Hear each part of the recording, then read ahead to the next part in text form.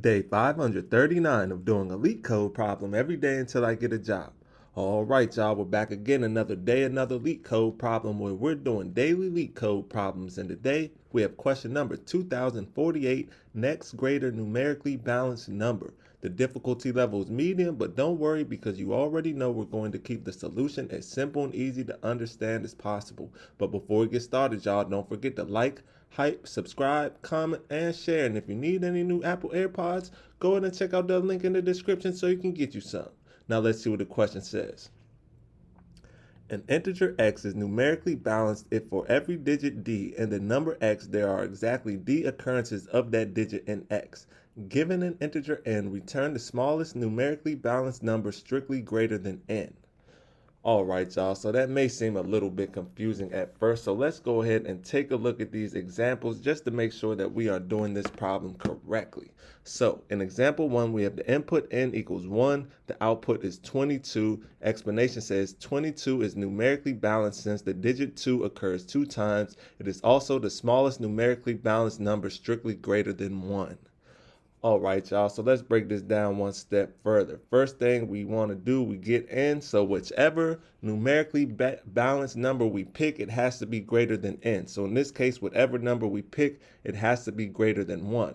Then we want, for every digit d in the number x, there are exactly d occurrences of that digit. So in this case, let's say d is equal to 2, and you can see there are 2 2's in the number 22, which means it's numerically balanced because the digit 2 appears 2 times. So just in case that didn't make sense, let's take a look at example 2. So in example 2, input n equals 1,000. So that means we want our number that we pick to be greater than 1,000. The output is 1,333.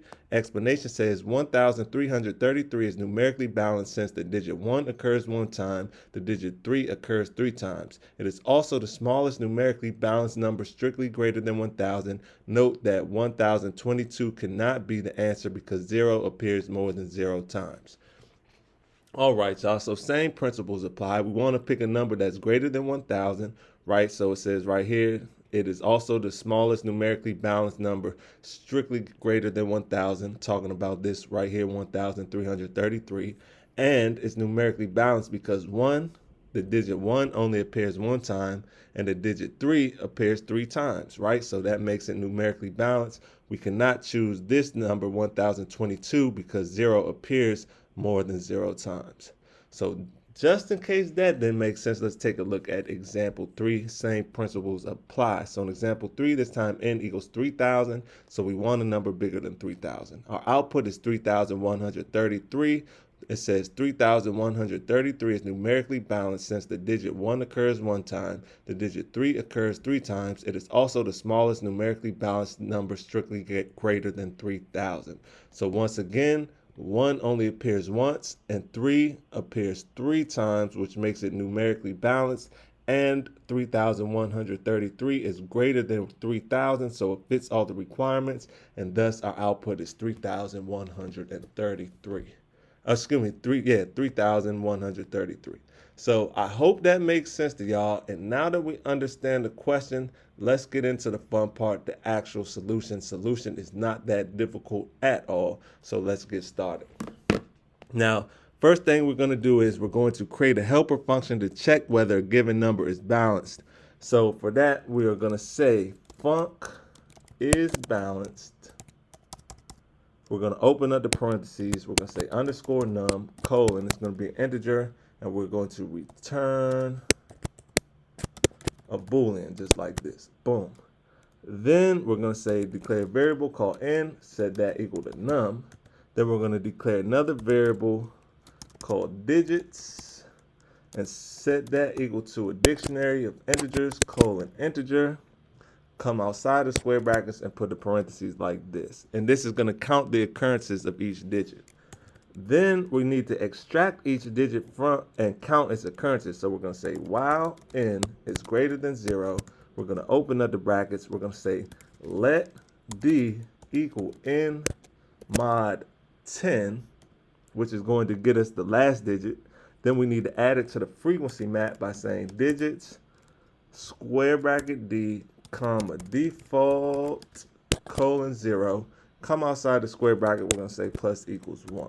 So each time we see this digit D, we're going to keep count. This is our digits dictionary, so we're going to keep counting our dictionary. Each time we see D, this is going to be our key right here. The value is right here where we're going to keep count. So each time we see D while we're looping through this, we're going to keep count of D over here. Each time we see it, we're going to add 1 right here, and that will be stored over here on this side of the dictionary. And D will be stored on this side of the dictionary. So that's how we're going to keep count.